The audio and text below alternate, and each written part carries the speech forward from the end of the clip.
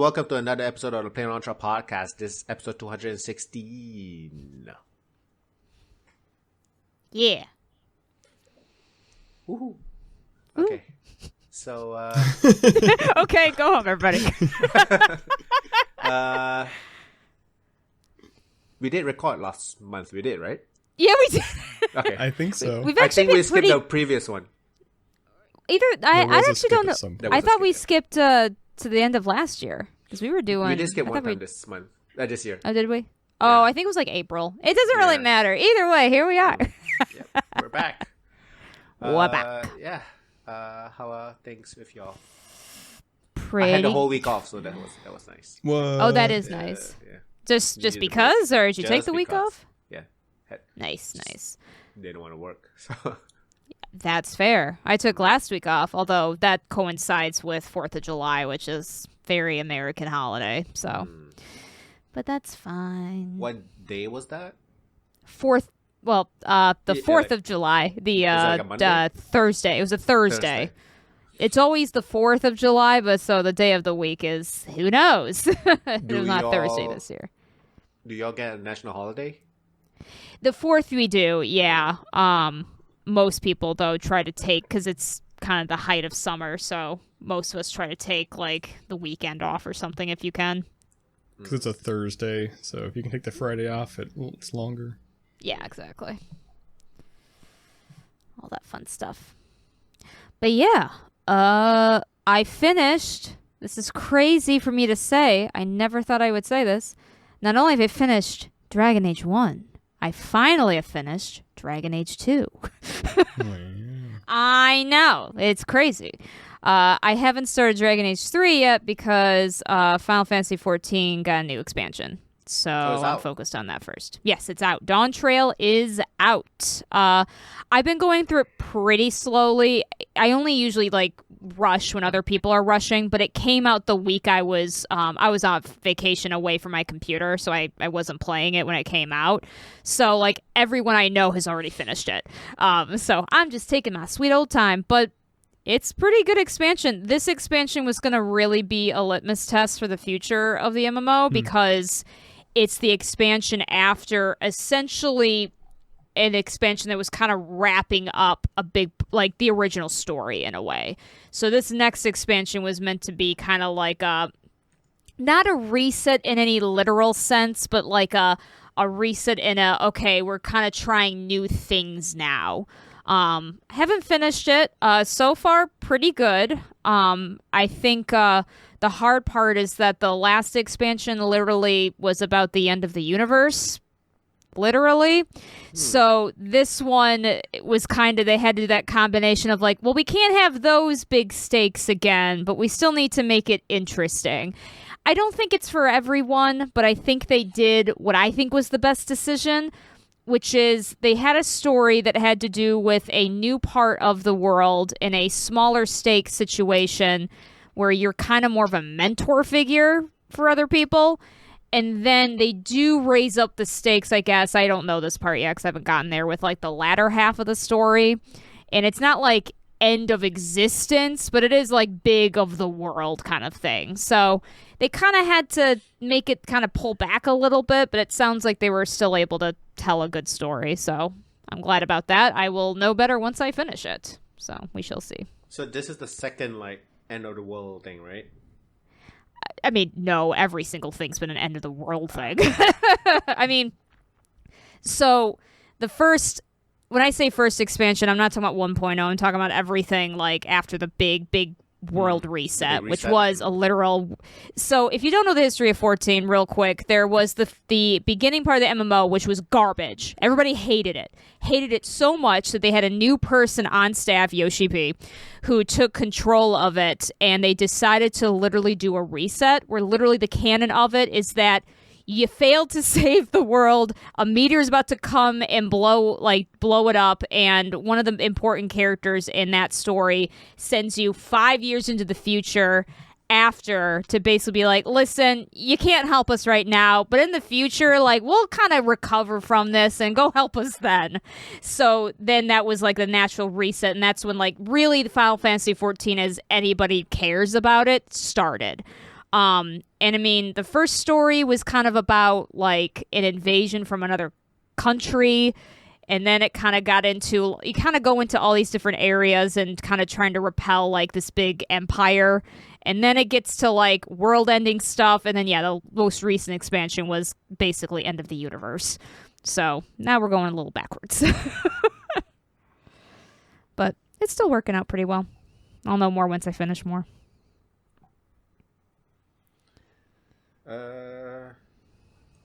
Did you watch anything? I've been watching The Acolyte, although I'm 2 episodes behind, which I know is like major spoilers. I'm really enjoying The Acolyte so far as a Star Wars IP. Slightly just, it's just kind of for them to just play with new ideas. I'm a big fan of it's not Old Republic, but it is a little of like High Republic, because I think it takes place 100 years before the prequel trilogy. So that's, yeah. So like, it is from what I understand, and obviously I'm kind of speaking from a place of ignorance because I haven't seen the most recent 2 episodes. It is kind of meant to sort of show the beginning of the Sith infiltration and the downfall of the Jedi with the prequel. And so I find it really interesting because I think it's really interesting to see how the Jedi who, for all intents and purposes are good, kind of start to fall apart a little bit. So it's really interesting. Also, they just have fancier and cool looking robes, and there's more color crystals for lightsabers, so that's pretty cool. But also, I will say, it takes a serious turn. More people die than I thought they were gonna die. So I will say that. I didn't know it was like back in the past. I'm actually more interested to watch it now. I think, like, it's no KOTOR, I will say that. But I think of any of the Star Wars, like, TV show stuff they've put out, I think you'll be interested in this one. Are all the episodes out? I don't think so. I think there's still, 1 or 2 more? At least 1 more. Yeah. I don't think the last episode was the last one. I think it was an 8-episode series. Yeah, let me double check. Yeah, there's 7 out so far, so there's no way it's a 7-episode series. Okay, yeah, it's 8 apparently. 16th is the last one. Yep, so that's next week. So next week is the finale. So I'm hoping to catch up on the 2 this weekend. I was out last week without access to... Not a lot of good internet access where I was at, so I'll have to catch up for the last 2. But I learned there's a Wookiee Jedi in it. I just learned that the guy who... There's a Wookiee Jedi? There is a Wookiee Jedi. He's very underused. There's no action. He's very underutilized is the bad part. Like, it's more of like in the past you hear about him, to be honest with you. But it is really cool. What were you going to say? Sorry. Just I didn't realize the actor who played him has been Chewbacca in a bunch of stuff. Oh, I didn't know that either. Oh, that's funny. Makes sense, though. If you're a big guy. He is a big guy. Good on them to, like, use the same people. Yeah. Yeah, he's unfortunately pretty underutilized, but he's pretty cool. Yeah, there's a Wookiee Jedi. I really want an action figure of him. I don't know if I'm ever going to make him, though. That's Does so he wear true, a robe? He does. It's not like a full, like, the tunic kind of thing. Yeah. Maybe. Does he speak? He speaks Wookiee. So, Shiruk. he speaks Shiriwook. So, this isn't a spoiler. This is just a funny little detail they mentioned in the show that I think is hilarious. Apparently, because they do talk just a little bit about, like, Jedi training and Jedi school and stuff like that. One of the things they mention is, of course, Jedi have to take, like, a language course, and apparently the most common one is Shiriwook. I missed that. I wonder did why. you? It's they were talking about languages with the one guy who he can speak that one random species language. He was mentioning how he decided to learn that language, but most of his classmates learned Shiriwook, which I thought was really funny. It's just a random aside. Yeah, the Jedi should work on being more diverse. I guess they're all humans anyway, pretty much. So yeah, it's hard because, like, I think it's it comes down to what they can easily show in the show. Yes, absolutely. Because the one Jedi, the one Padawan, she's supposed to be a half human, half there's a cat species, not the same as the one girl from KOTOR, a different one, and so that's why she looks the way that she looks. I didn't realize she was half human. That's what they apparently the official says, because if you look in the comic books or something, like her species is supposed to be like way more cat-like. So I see. I'm googling it real quick. Oh, the Cathar, the cat species from KOTOR. I thought they weren't that species. I don't know. Either way, they're not. She doesn't look like a Cathar, so maybe she's one of the feline species from Rebels. What are they called? Fargle? Oh, no, I don't remember. Oh, it's Zygarian. That's what I'm thinking of. Okay, I don't remember. Someone else had looked it up, so. There's many. It's actually, according to Wikipedia, there's like 8 different species that are. There is a Miri Allen too. She's not a main character, but she is part of the side cast too. The lady in green. She's a Miri Allen. I didn't know her name. She's the least likable character in the whole show, unfortunately. I mean, given her role, I'm not surprised. Although I haven't seen the last 2. She's the what's her name from Harry Potter equivalent. The the lady we all hate from the Ministry. Umbridge. She's the Umbridge of this show. I guess. I wouldn't go that. Well, I haven't seen the last 2 episodes, so maybe I can't speak. From what I've seen so far, I would say that's a little harsh, but I haven't seen the last 2 episodes. She is like a high position person that always has wrong opinions. So there's that. Within the So one thing to keep in mind is the Acolyte does not take place within the Jedi Council. It actually takes place in like a branch of Jedi, basically. So it's actually a smaller scale people. Yeah, so it's like, where you see like in the prequel trilogy where they're in like, is it Coruscant or something with the High Council and everything like that. This is like a branch, I would say. I don't know what the best term is to use, but they mention like we can't tell the High Council about this. Is it like a regional branch type of thing? I think so. That's like the best way to describe it. I don't actually know. I picture them as like an Inquisitor branch who's kind of a little more like zealoty, but it's not based on any fact.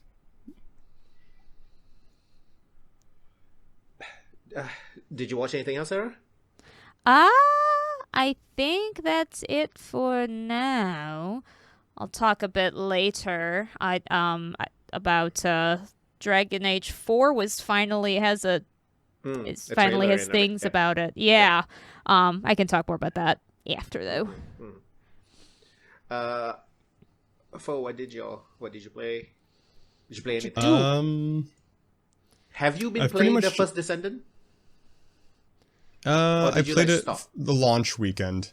Oh. It's I just tested it out like yesterday. It's way too grindy.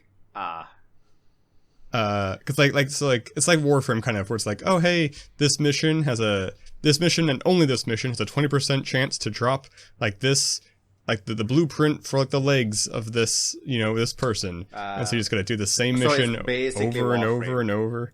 It's basically Warframe. Okay. In terms of progression. Gameplay wise, it feels more like Destiny. Yeah, because of the powers and all that, right? Yeah, I'd play it more. I like this a grapple hook. I wasn't expecting that. I got bored. Yeah, that's true. Yeah. It's not a bad game. It's just it's grinding. It's Nexon. It's fucking Korean. Too repetitive. It's a fucking Korean. It sucks too, because like there's like an outage like the second day of launch, so they gave us like 3 days of double XP, and so I used it like for one day, and like, well, I'm not gonna play it again. I haven't uninstalled it yet, but I probably will. Okay, I just tested it out like yesterday, so I haven't reached the point where like, yeah, I'm done. Yeah. How long did I play it for? I played it for a while. 9 hours. It's good enough for a free-to-play game. You didn't spend any money on it, right? Right. Yeah, perfect. But yeah, I mean, it looks pretty, but like the voice acting and everything is just kind of. Yeah, it feels very okay. Like, I mean, it's fine. It's great for a free to play game. And it just like right up to like more or less the first tutorial mission. They just drop you at like a hub and everything is just like so many icons and everything. I was like, jeez. There's a lot. It's a little overwhelming, and I don't think it's all well used. No. Yeah. I don't know. Like, I'm probably not going to play it more. But it's getting, I guess, pretty popular right now. Yeah, I mean, I'd say it's definitely competitive with like Warframe and Destiny. Like, I wouldn't say it's drastically worse than either of those. It is different. Yeah. But I didn't really play anything. I've been playing Deep Rock Galactic Survivor. Kind of had a big patch that changed their progression system. That was kind of fun. So I got the achievements on that. But otherwise, I watched Furiosa, which was okay. Oh. It wasn't as good as the previous Mad Max. If you like Mad Max, I think you'll like Furiosa. But if you don't like Mad Max, you wouldn't like Furiosa. When you say Mad Max, you mean like the previous movie or like the franchise? The previous in general? movie. Oh, okay. Because it ties in very closely with the most recent movie. Is it a prequel? Yes. Wait, did Furiosa show up in the last one? Yeah, she's played by Charlize Theron in that one. Right. In this one, she's played by a CGI horror. Wait, what? I don't know Mad Max. It's Anna Taylor-Joy, but there's too much CGI. Because she starts out as like a child, and she starts as like a child actress, and then it ages up into her actress, and there's a lot of like tweening in the middle where they kind of put her face. I don't know. Oh, did she like de-age her face or something? No, I think they aged up the child's face. I don't know. I don't know how they did it. I don't care. I mean, it's a fine movie, but there's a lot of almost like Zack Snyder-esque, like not slow-mo, but it's like you're holding the camera on this shot, like you think it looks really cool, and it doesn't because it's just CGI that I'm looking at right now. I do like CGI. I just don't think it's this marvelous thing I need to stare at for like next shot. I get it. You did the thing that you couldn't do in other reasons. Cool. Move along. Right. Yeah. It's funny because Chris Hemsworth is the bad guy, and I knew he was Australian, but he has the thickest Australian accent of anybody in the whole film, and it's very funny. I wonder if that's just his natural accent now. I don't know. I have no idea. I've never seen an interview with him. I think I have seen an interview. I don't think it's that thick. He does have a very noticeable accent, but I think he just kind of pushed it, which makes sense. I mean, I could see that. My figures keep dropping. I also watched a better film, Axel F. The new Beverly Hills Cop was surprisingly not crap. That's the one on Netflix, right? Yeah, it came out on Netflix on Monday. It's not crap, you said? Yeah, I'd actually say it's decent. I'm actually surprised. Yeah, I don't know. I just don't expect old Eddie Murphy to be good. I guess I don't know. Yeah, it was good. It was good. Interesting. Okay, I might watch it. Maybe not great, but it was good. I did realize I don't think I've ever seen Beverly Hills Cop 2, so I need to watch that now. It doesn't matter for the movie. I just haven't seen it. I've seen 1 and 3, but not 2. Although I will say, if you've never seen Beverly Hills Cop, Axel F would probably be kind of boring, because a lot of it is like, look, it's actors from the first film. And you're like, wow, they look really old. It's good to see them.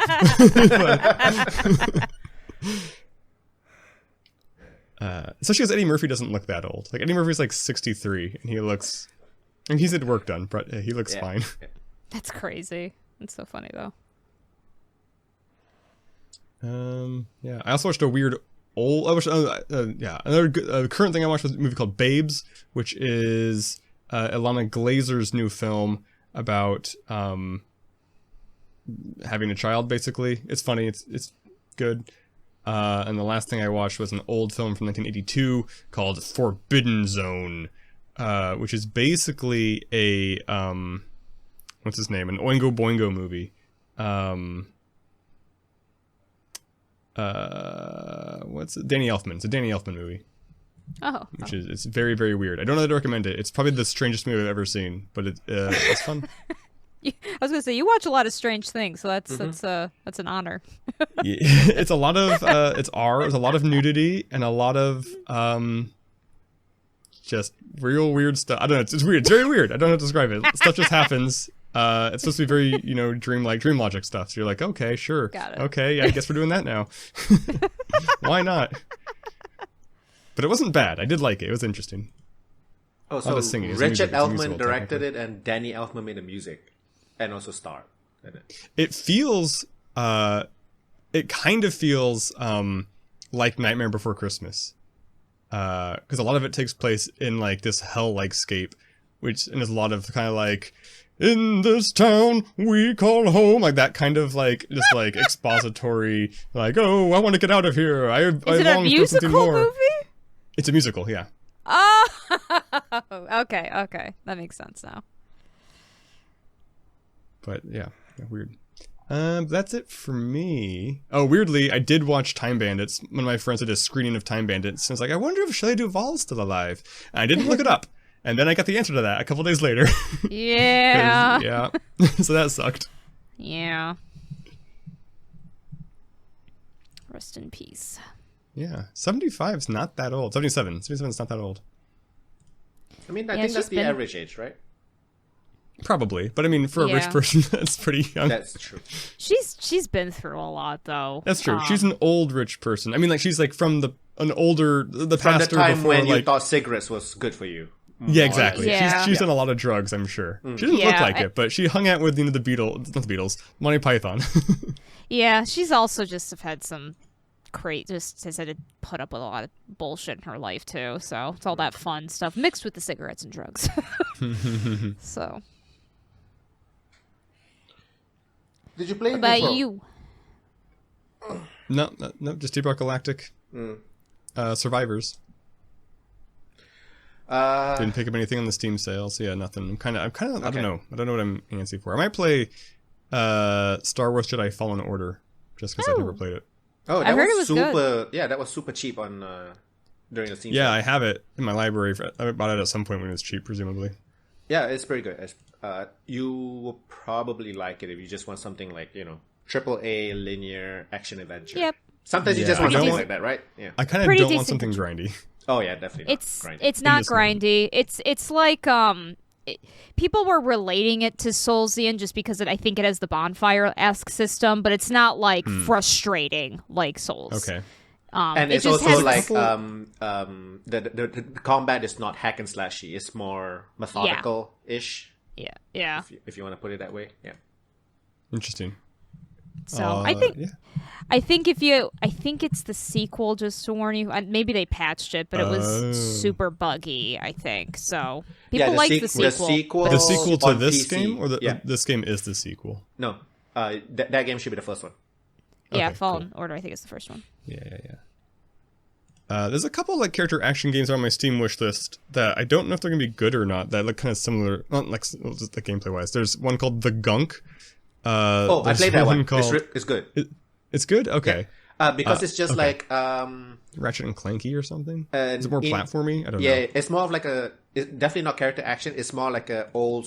I would say it's closer to like Jack and Daxter and Ratchet and Clank. Cool. Yeah. And then Clash Artifacts of Chaos does look more character action-y. We'll see. It's 70% off right now, so I don't know.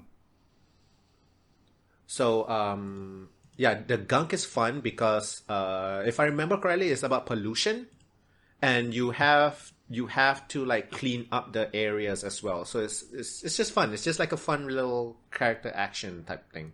Not character action, like just a action platformer. So yeah, definitely recommend it, especially because it's like a slightly bigger budget indie maybe. If it's not a bigger budget, it made me feel like it is a bigger budget indie, so that is pretty cool. So, definitely recommend that. I bought Satisfactory, finally. I bought Forza Horizon 4 Ultimate Edition. I don't play racing games at all, but the reason is because it was like 80% off, plus it is being delisted in December. And people are saying this one is like really like just get it, like just so good, just get it. So we shall see. I also bought Tiny Kin, which is a game that I've played on Game Pass. It's like the Honey, I Shrunk My Kids with Pikmin. Cool. I love it so much. It's like one of my favorite games from the past 5 to 10 years. So it's like, fuck it. It's 60% off. I'm gonna just buy it again. give the devs some money.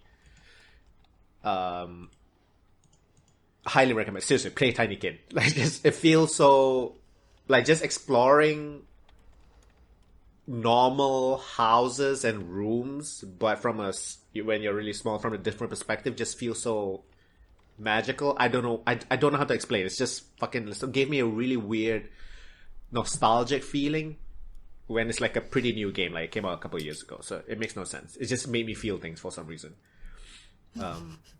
But it's just so cute too, and it's like a action puzzle platformer. Like, it's fucking perfect.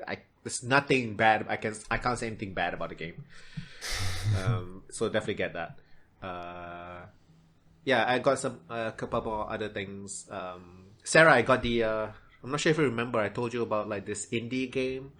It's like a adventure puzzle game, and one of them is like a love letter to Ace Attorney. So I got that one. I think I did hear about this. I forget the name of it though. Yes. Yeah, I bought like the first two. I think it's gonna be a trilogy. So Tangle Tower and Detective Grimoire, and the third one is coming out like not soon-ish, something. Oh, very cool. I'll see when I have the time to play all this shit. But yeah, I know, same. I also watched a few things. I've been. Did I talk about Unicorn Overlord? No, right? I think the last time I talked about was like Eiyuden Chronicles, probably. Oh, yeah. Yes, yeah. Correct. Okay, so I finished Eiyuden Chronicles, which is like the Suikoden spiritual whatever. Yeah. Love it. Amazing. If you like Suikoden, just get it. Like, don't need to think about it. Yeah. And then I was planning to play Final Fantasy VII Rebirth. Rebirth? The second one? The second one, yeah. Yeah. Final Fantasy VII 2, I guess. So, yeah. Part 2. Yeah. I've already installed it, took up like 150 gigs on my PS5 or whatever. And then I was like, you know what? I have Unicorn Overlord. Let me just test it out a little bit, see how it plays. I've been playing it nonstop. It is one of my favorite games. Not just in the past 5 to 10 years, probably of all time. So Unicorn Overlord is a game by Vanillaware. It is a strategy RPG. So like grand scale tactics, JRPG type of thing. And battles are done in their classic, traditional like 2D fucking beautiful art. Is fucking Vanillaware. I don't think I need to say anymore. Like the fucking beautiful. So battles are that, but like when you're moving your units, it's like a top-down view from like, don't think Final Fantasy Tactics though. It's more like you go into battle and then you can move the characters in real time. You can pause, but they're moving in real time. As they touch another unit, they go into battle, and the battles are automated. And you can control the customization or the control given to the player for the battles is using which skills you want to prioritize and which skills should fire with certain criteria happening. So I only want my healer to heal if my characters are below 75% HP. So it won't trigger anything like... So it's shit like that. So it's not perfect, I will say that. The only thing that But I don't really have a solution for it, because you can pretty much only have 10 battle units, which you have to unlock. And each unit have a maximum of 5 characters you can put in. You get a lot more than 50, like, named characters in the game. That's too many. And you also can hire mercenaries. In terms of, like, classes, there's not much customization. Most classes have at least most of the human classes, they have, like, their starting class and then their advanced class, and that's about it. And the other, like, non-human characters, they more or less start off as the advanced class. There's no, like, base class. And then you will have some named characters where they have unique classes that you can't get anywhere else. So customization from that point of view is not much, because each of the classes get the same skills at every, like, whatever interval, like, level or whatever. The only thing you can really customize are, like, the equipment. So there's like 4. four pieces of equipment you can put on every character, but it's like I don't know why I'm so hooked on it though. Like it's so nostalgic. I don't know. Like, but the thing is, I've never played any strategy RPGs that's like this. But for whatever reason, it just feels like makes me feel like a kid again.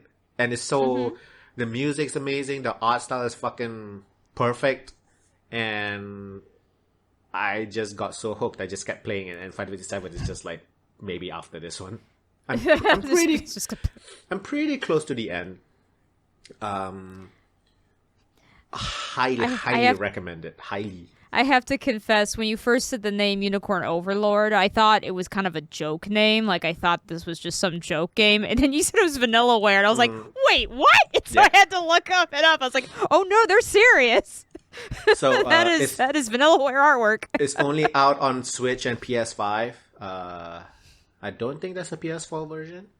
I got the Switch version. Really contemplating on maybe getting collector's edition. It comes with a card game and everything, and like an art book. Holy shit! And Vanillaware art book. Like, if you want to get one company's art as an art book, get theirs. Yeah, Vanillaware is a pretty good choice. Yeah. Maybe not. It's pretty expensive, like $120 from the Amazon, and it's a game that I already have. We'll see. But they almost got bankrupt making this game.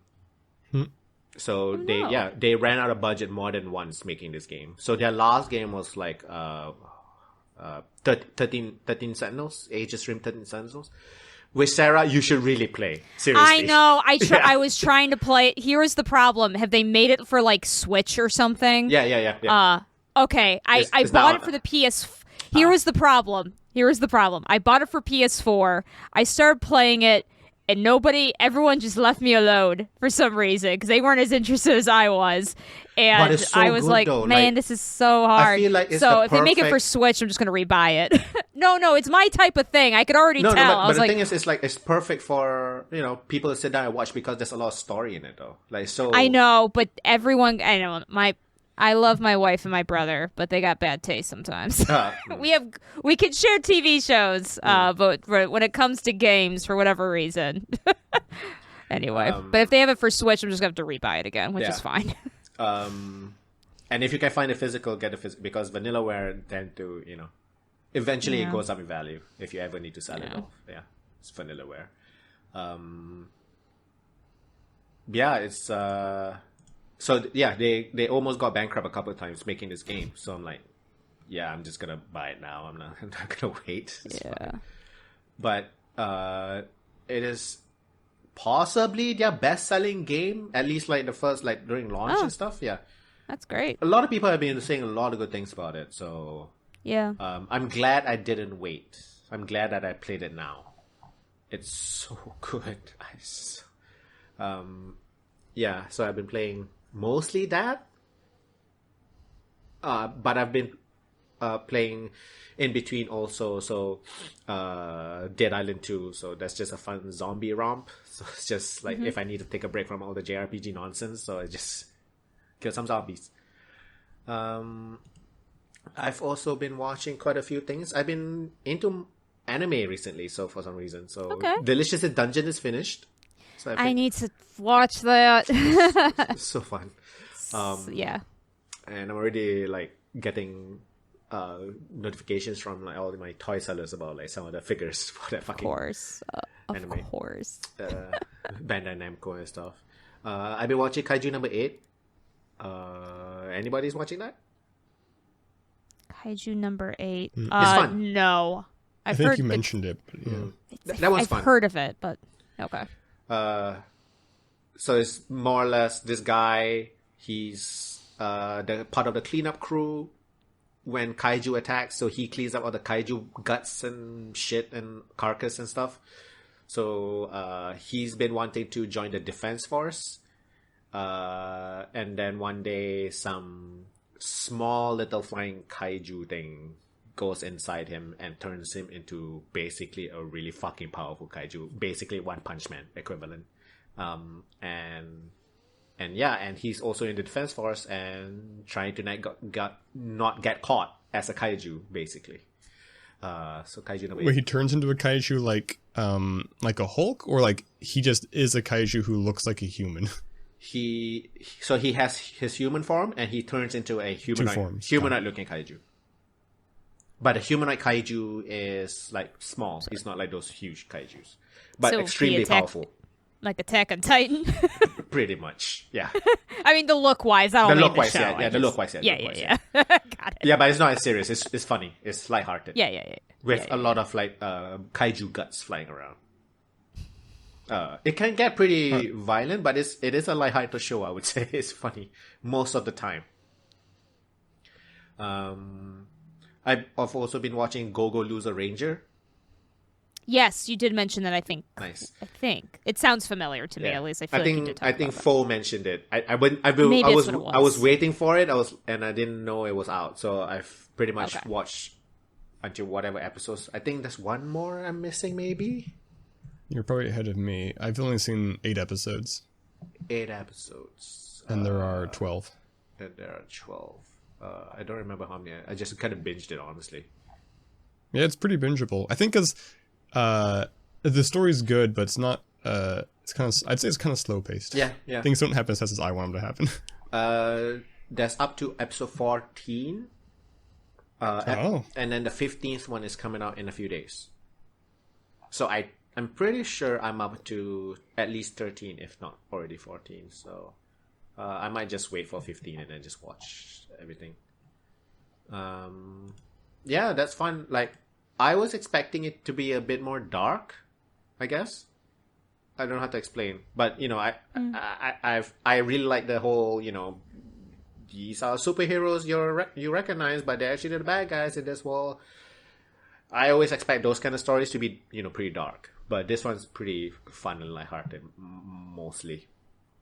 But it's a good show. And the one that fucking surprised the fuck out of me, watched it on like some random ass whim, just like, want to watch something, just clicked on it because it was featured on Netflix. It was Ultraman Rising. Yeah. Number one. Sounds very isekai. It's a Netflix anime, like produced and made by Netflix. Oh. Yeah. Okay. And, Netflix actually has some decent anime. Yeah, surprisingly. And I'm like, I'm not really a fan of Ultraman. I used to watch like the really old shit back on like, when I was a kid on TV and stuff. Wasn't really a fan. This one has like a cute little kaiju monster. So fucking cute. Jesus. And I'm like, fuck it. Nothing to do. I want to watch something. Just watch it. And it's so fucking good. Holy shit. Watch it. Just watch it. All right. No questions asked. The story is good. The animation reminds me a little bit of like Spider-Verse, which is really fun. Yeah. That's cool. Like, especially with like the hard black lines of the outline of the characters, and like some of the like transitions and the effects a little bit reminds me. It's very theatrical. Is not the word. Stylish, I guess. And the story is basically Ultraman finds a baby kaiju and he needs to take care of it. And the baby kaiju is cute as fuck. It's so cute. Yeah, it's so good. It's good. Watch it. I'm not an Ultraman fan, and even I loved it. So, if you like anime, you probably like it. But it is using CG, the movie, like 3D-ish. You Are Umaru? About the the T-Rex dinosaur that protects like the baby ankylosaur. You Are Umaru? I think that's how it's. Is it Umaso? Umaru? It's like You Are Delicious is the translation. Oh, you are Umaso. Umaso, thank you. I've never heard of this one before. I think you'd like it. Sounds like I like it. It's real silly. So that's a film. It's a movie. Yeah, it's a movie. Okay. But it was a manga? It's a picture book. Oh. What? That's cute. Fucking, I'm gonna watch it. Looks cute. Cute stuff is good. Yeah. Looks like a fucking Pokemon. And a T-Rex looks super cute too. Yeah. It's a cute style. Yeah. It's got some really, actually fun, dramatic action sequences. Like, the T-Rex is doing, these, Chun-Li type moves, because he can only kick, he can't punch. It's just these crazy fight scenes that are really cool.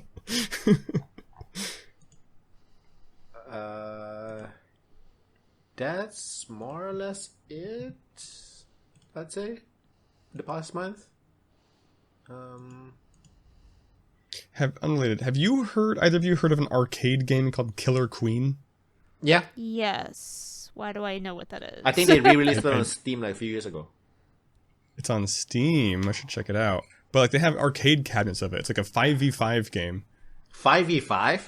Oh. Yeah. Like I didn't know anything about it. I just know it's an old arcade game that's also on Steam right now. I just learned that one of the husbands of my friends is super into it. Like he's on a team and they have like a coach and they'll like go on retreats where they hire like a truck to like haul these arcade cabinets out to like a lodge for a week of just like training. Like he's trained to be like a San Francisco like champion of Killer Queen. This is like old-fashioned esports tournaments. Yeah. Yeah, Killer Queen Black. Steam. Killer Queen Black. The SEO for the game is not that great for some reason. I see. It's true. But look up Killer Queen Black on Steam or on Google. You should be able to find it.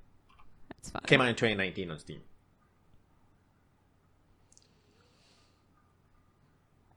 But yeah. 5v5. This one looks more like a 4v4. Maybe it's a little bit different. So, do they need to have like 10 arcade cabinets? Yes. Holy hell. Holy shit. Okay, so the Steam one is 4-on-4. 4v4. Okay. Not sure why they changed it, but yeah. That's I don't know why Steam search didn't work. Google search did work. The Steam search did not give me this result, even when I searched the exact name. Well, guess. Oh, it's not available on Steam anymore. I see. Wait, what?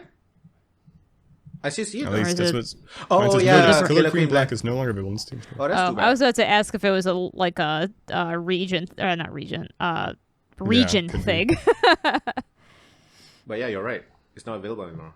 That explains why the servers shut down in 2022. But you can do local. So, okay, fine, whatever. Yeah. I don't know why that means the game has to go away. Yeah. No, it came out 5 years ago. Interesting.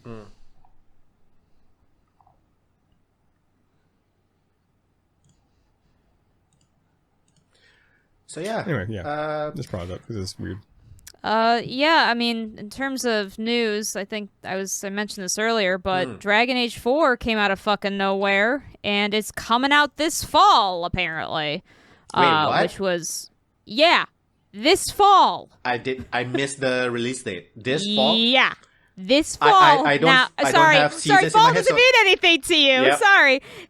So sorry. That's I mean, my when you say American this fall, showing. I just know it's just this year, but like... Yeah, I mean, when is fall basically, exactly? so like September through November. If that actually... Yeah, or I guess like August through November, I guess.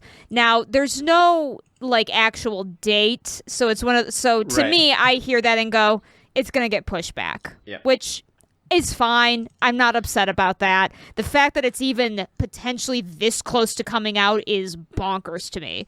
Now, unfortunately, I can't give you a full rundown of what's in it because I kind of tried to avoid some spoilers because it directly leads to the ending of the third game, which I haven't played yet.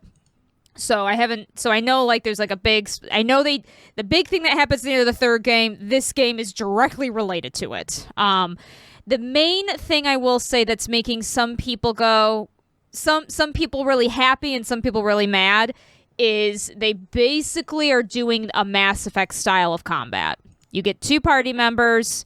They have their own AI. You can pause it though and give them simple directives with their powers and keep going. Which is interesting because older Dragon Age games were not like that. Now, I mean, they had AI, but you can control them directly, right? Yeah. So each game's different is kind of the problem. It became more and more consolified. Yeah, with each iteration. Basically, because Dragon Age came parallel to Mass Effect. So what happened was the first Dragon Age game, Dragon Age Origins, was very much classic BioWare game. So, your character had like those random lines to pick from that you weren't sure what they would do. You had to do tactics, so you actually had to like go in the system and create tactics, and as you leveled up, you got more tactic slots. So if you knew what you were doing, you could create a very powerful NPC. Similar-ish to what Final Fantasy 12 did, right? With their gambit system. I think so. I'm not super familiar with 12, so I can't really say. But it is a tactic system. You set it up ahead of time, and you can control the other characters, but ideally you're probably only going to go control another character mid-battle if you need them to do something specific. So how did you play it? I pretty much played it like I control every character at every single time. I give the commands, and then I unpause. That's pretty much it. Well, here's the problem is I have tried playing Dragon Age Origins like 3 or 4 times, and so the most recent time that I finally beat it, I was on easy mode and just barreled through it because I just couldn't be bothered. Yep. Pretty much because it was just old. I wanted to get through it. Now back in the day, absolutely. I would say the story is the narrative is probably like the best part about the game, honestly. Yeah, for sure. It was an older style BioWare game. Well, then Mass Effect 2 I think came out before Dragon Age 2, and Mass Effect 2 was wildly successful. So they looked at Dragon Age 2, which, by the way, I found out recently was made in 9 months. Apparently, the script writing was done way before then, but the game itself, which came out that's not just long after Dragon Age Origins. Which, like, because here's the thing about Dragon Age 2. Characters, fantastic. Probably the best of the series. The writing, pretty decent. The designs of the characters, pretty good. The setting, the props, so much unpolished. They basically redo dungeons several times, and it's obvious. They don't even basically a dungeon. They'll use the same dungeon, but like close off different doors so you don't do parts of it. But they don't close it off in the map. So you see the map, you're like, oh, it's a big dungeon, and there's a bunch of closed doors I can't get through. I guess we're done here. So anyway, Dragon Age 2 is wild. Very unpolished. It was also, I hate loot games, and it was a loot game, and I hate that. I have not fully played 3, which was meant to be more of a hybrid of the two things. So the main thing I had to get used to with 3 so far is that there's no auto attack function. You have to keep hitting the button approaching everybody. I forgot about that. Awful. Yeah, so that's the thing that I'm not getting. That Which is I weird basically, because it pretty much feels like an MMO. It does, and so it was. They made a multiplayer. They had to, which nobody played, which is fine. So I haven't fully played 3 yet. I am going to very soon once I'm done with 14. But 4 is apparently going. Nope, because at least I think 3 tried to kind of do a little bit of a tactics system. At the very least, you can control the other characters and control their abilities. 4, they just went, nope, we're going the Mass Effect route. Which, like, I would say modernly makes the most sense, unfortunately. Yeah, if you want to have the most players. Yeah. Here, I was talking about this with my brother the other day because he loved Origin's tactics system. But the thing is, tactics systems these days, if we're actually going to be looking at tactics, they're going to look like BG3. They're going to look like isometric or top-down view and like turn-based, basically. Yeah. I think gone are the days of set up the tactics ahead of time, then go.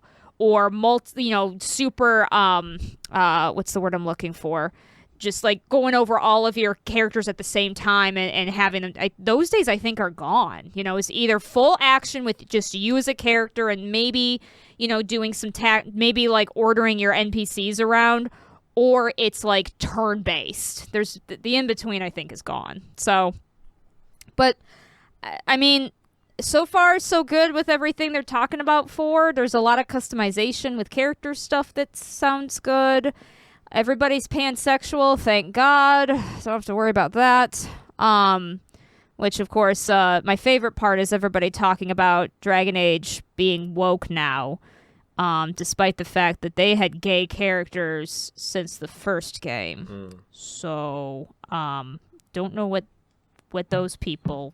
They're just grifting. I think everybody should just ignore them. No, I've been ignoring them, and it's for the most part. It's mostly just been making fun of them. So boring and uncreative. Oh, it's honestly. so bad. That's what I mean. Like, this scripting is probably the worst I've ever seen. Yeah, I'm like, seriously. What do you mean Dragon Age is woke? It's just... Did you play... What? Like, of all the games honestly, to be mad about. I think grifters deserve better. I think they deserve better. More interesting better content. Grifters, you know? Like, better... I know. They need more interesting content to make their to make base compelling angry. arguments. I know. It's like it's just or at least something interesting or funny. Yeah, right. Man, Dragon Age got so political. Did you not pay attention to anything? It's so obvious. Like they're just bullshitting, and people are just eating it up. Like, it's just come on. I know, it's so frustrating. I don't like retweet it or anything, and then it just thankfully on my dashboard I just get the people making fun of them. But still, I mean, it gives attention, which is that the right thing? I don't know, but it's thankfully and it's such a small would, little bubble. It feels like it's just a yeah. I would say though, for the most part, most people are. I mean, I don't know how I feel about all. The problem is Dragon Age. I do like the world of Dragon Age. I'll be curious to see how 4 goes, because the discourse of the game, I am like the Mages versus Templars discourse. I'll be very curious to see how they do it, because in this today's current political climate, because I think in the past games there was some pretty good nuance with it, and I am worried people are not ready for nuance, if that makes sense, because like the whole thing with like the mages being oppressed by the Templars and the Chantry and stuff like that, I think is really interesting. And at the same time, they're not wrong that mages could be extremely dangerous. Oh yeah. And so it's that's that whole thing. It's like they're not a perfect representation of an oppressed community in the real world because nobody has magic. Yep. But anyway, so yeah, Dragon Age 4. We'll see how it goes. I have my hopes very, very low. So That's me too. Yeah, me too. we shall see. Yeah, I'm probably not going to play when it first comes out. A, I don't know if I'll be finished by 3 by then, if it comes out when they say it's going to come out. Yep. And B, it's going to need to get patched to hell. Yeah. Yep. So just going to wait for a little bit, and then I'll probably play it. Yeah. So yeah, that's interesting. I did not know it was this fall.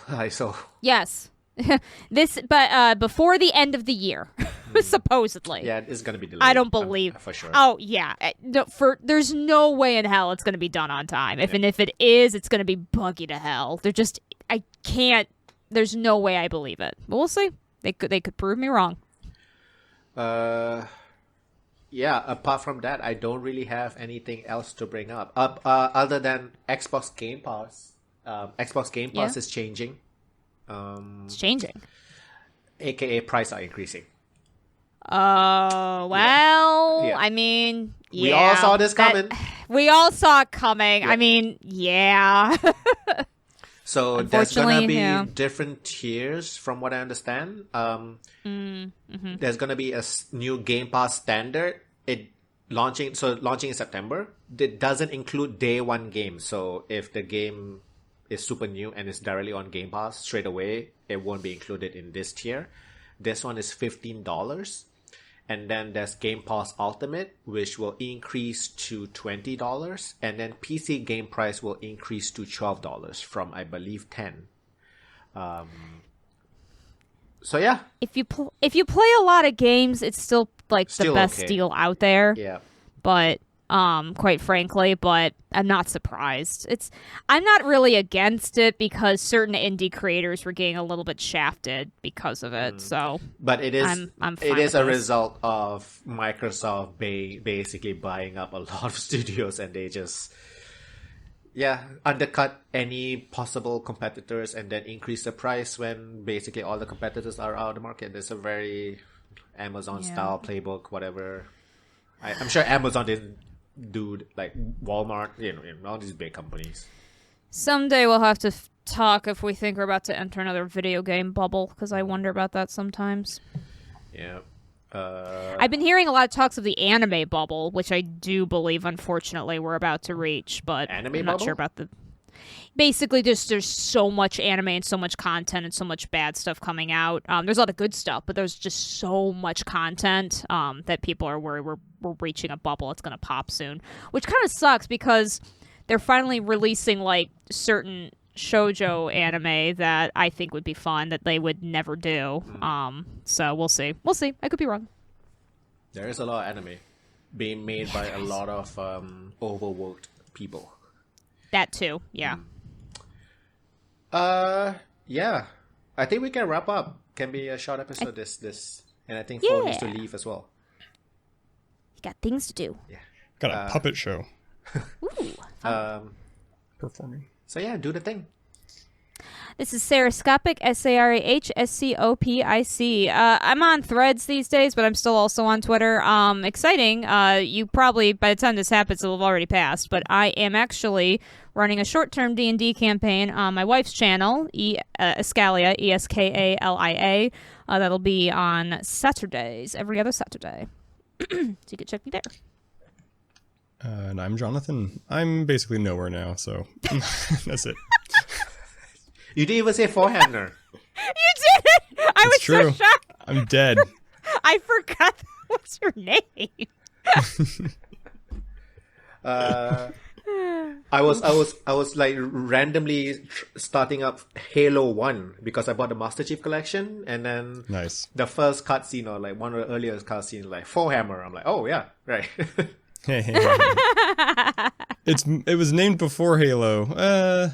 Yeah, you said it was I guess Lord of the Rings, right? It's Lord of the Rings crossed with Star Wars because there was a no longer canonical Jedi named Kenneth Hamner. But yeah, but it was Halo had come out at the time I got the name, so I can't say. So yeah, Pupunoob, Pupunoob, and Instagram, I guess mostly. Twitter more again these days. I don't know why, but yeah, that's pretty much it. This has been episode 216 of the Play on Ultra podcast. Thank you very much for watching and listening, and we will see you next time. Bye. Bye. Bye.